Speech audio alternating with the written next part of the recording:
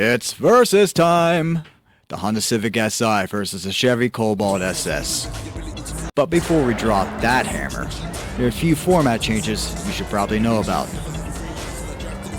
First things first, you've probably noticed that in my recent videos, I'm no longer alone out there.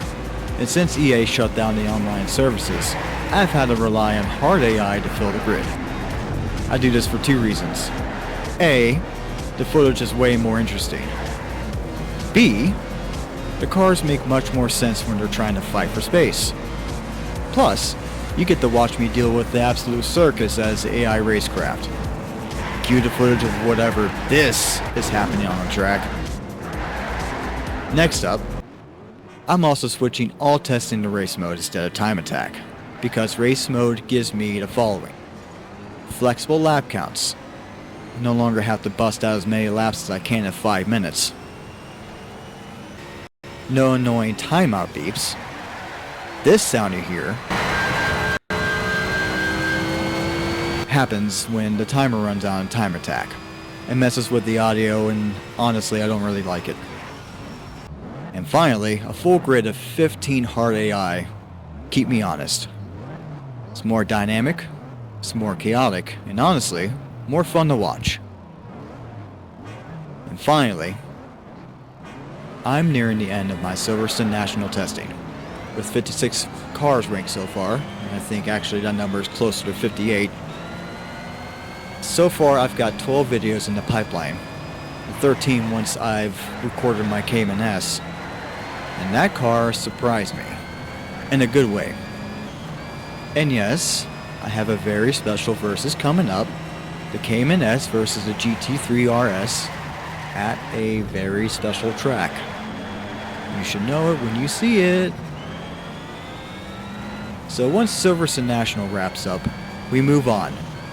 And after a lot of thought and a lot of MF ghost binging, the next testing ground shall be Donington GP.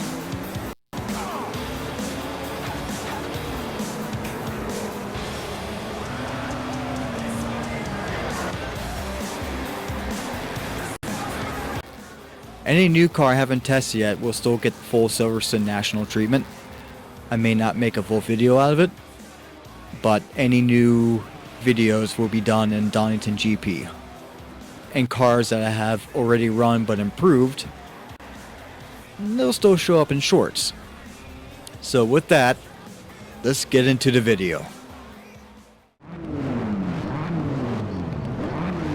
The Civic comes from one of Japan's cultural titans, but it's not the first car people think of when they hear car titan. Honda built its empire on front-wheel drive machines, and only a few of the performance vehicles ever broke that mold. The S2000 is an obvious example. It's in shift as well. Front-wheel drive isn't the layout you picture when you think of performance. But Honda didn't care. They took the legendary high-revving VTEC powered K20 and paired it with an advanced front differential and said, "Watch what we can do with this." Front-wheel drive has a fundamental problem. The front wheels have to do everything.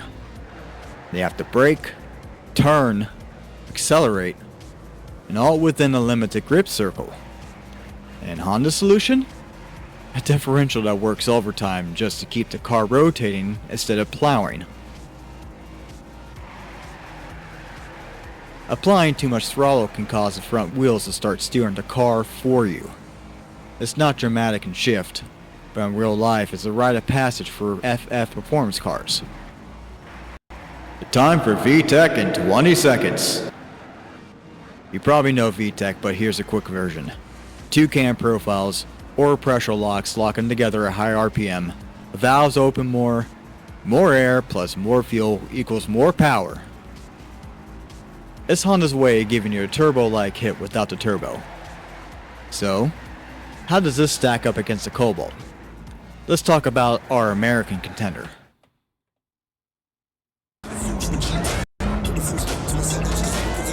Chevy and GM have been around forever, but the Cobalt SS was their first real tuner car. And the version of Shift? It's the Stage 3 package, and it's a wild one. This car comes with bigger injectors, liquid-to-air cooled supercharger, calibrated for nitrous, and tuned for 100 octane. All that turns a 2.0 liter Ecotech into a 260 horsepower front-wheel drive weapon before upgrades. And after upgrades, you're staring down the barrel of 400 horsepower. It also came with an optional limited slip differential in real life. And given the power levels here, we can safely assume this car has it too. Like the Civic, it's front-wheel drive. Like the Civic, it fights understeer. And like the Civic, it has to manage torque steer.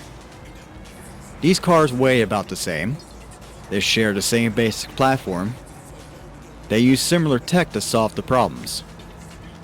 And so this race is going to come down to how each engine delivers power and how quickly. My prediction? This one's going to come down to the wire. The opening section is everything. Whichever car can hit the first two corners cleaner, not faster, but cleaner, is going to win this entire race. Cue the race footage!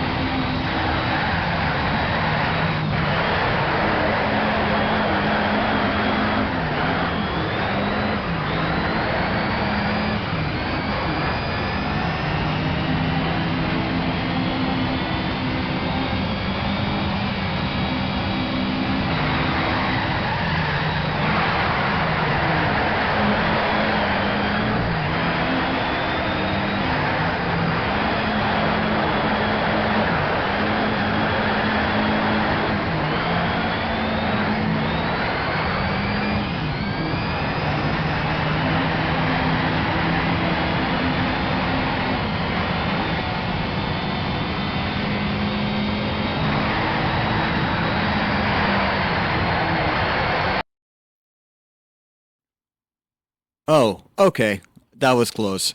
And it turns out my prediction held true. The Civic split out to Corpse and Maggots, with just over 4/10. Corpse is a fast, confident space corner that punishes bad timing. And the Cobalt just missed that timing window. And that mistake carried all the way into Maggots, causing it rotation and momentum. But the Cobalt did recover and hard. It had a cleaner exit than Maggots, and that let it claw back 0.3 of a second on the Civic. Beckett's at Silverstone Nationals long straight, and that's where the supercharger finally gets to stretch its legs. The Cobalt also set up left field better, carrying more rhythm and speed into the corner, but by the time they crossed that line, the Civic held a 64 thousandths of a second advantage. And the winner, by a nose, is the Honda Civic Si. These performances will place the Civic at 46 and the Cobalt at 47th on my leaderboard. Their personal best was a 57.646 for the Civic and a 57.681 for the Cobalt. And unfortunately that footage has been lost. Thank you, Shadowplay. So, let me know what you think about this race, and if you can get these cars around this track faster than I can. If you enjoyed this video, please give it a like. If you haven't already, subscribe. I've got a lot of exciting projects coming that you probably don't want to miss. And as always, a live leaderboard is linked in the description down below. Thank you for watching, stay safe, and feel that VTech!